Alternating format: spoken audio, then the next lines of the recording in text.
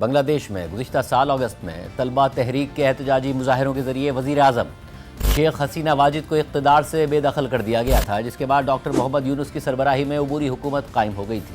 اور اب جب عبوری حکومت الیکشن کی تاریخ کا اعلان کر کے جمہوری پروسیس کے ذریعے سیاسی جماعتوں کو اقتدار کی منتقلی کی طرف آگے بڑھ رہی ہے، تو اچانک بنگلہ دیش میں حالات ایک بار پھر خراب ہو گئے ہیں۔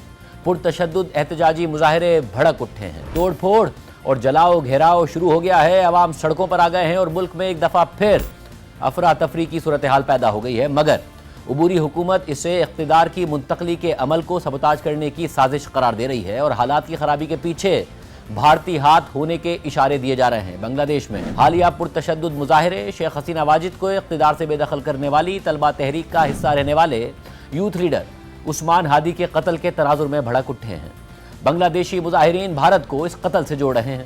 شیخ حسینہ واجد اور بھارت مخالف 32 سالہ ایکٹیوسٹ عثمان ہادی انقلاب مانچا نامی طلبہ تنظیم کے رہنما تھے اور انہیں بنگلہ دیش میں بھارت کے اثر و رسوخ اور مداخلت کا سخت ناقد سمجھا جاتا تھا۔ 11 دسمبر کو بنگلہ دیش کی عبوری حکومت نے ملک میں الیکشن کی تاریخ کا اعلان کیا تھا، جس کے مطابق 12 فروری 2026 کو بنگلہ دیش میں پارلیمانی الیکشن ہونے ہیں اور عثمان ہادی بھی الیکشن میں حصہ لینے کا ارادہ ظاہر کر رہے تھے، مگر اگلے ہی دن ان پر ڈھاکہ میں قاتلانہ حملہ کر دیا گیا۔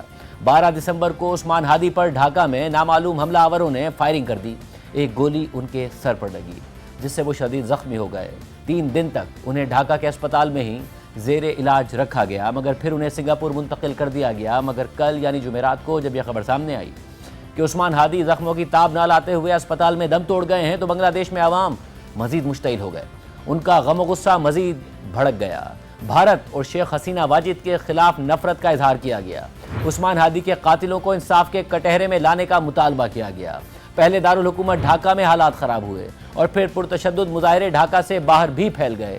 ہزاروں مظاہرین نے ڈھاکہ کی اہم عمارتوں اور دفاتر کا رخ کیا، وہاں توڑ پھوڑ شروع کر دی۔ بنگلہ دیش کے 2 بڑے اخبارات ڈیلی اسٹار اور پرتھم آلو کے دفاتر کو آگ لگا دی گئی اور دونوں اخبارات کا اسٹاف دفاتر کے اندر ہی محصور ہو گیا، تاہم بعد میں اسٹاف کو ریسکیو کر لیا گیا، جبکہ ڈھاکہ میں ہی ایک ثقافتی عمارت کو بھی نشانہ بنایا گیا۔ شیخ مجیب الرحمان کے گھر کو ایک بار پھر آگ لگا دی گئی اور عوامی لیگ کے دفاتر کو بھی نشانہ بنایا گیا۔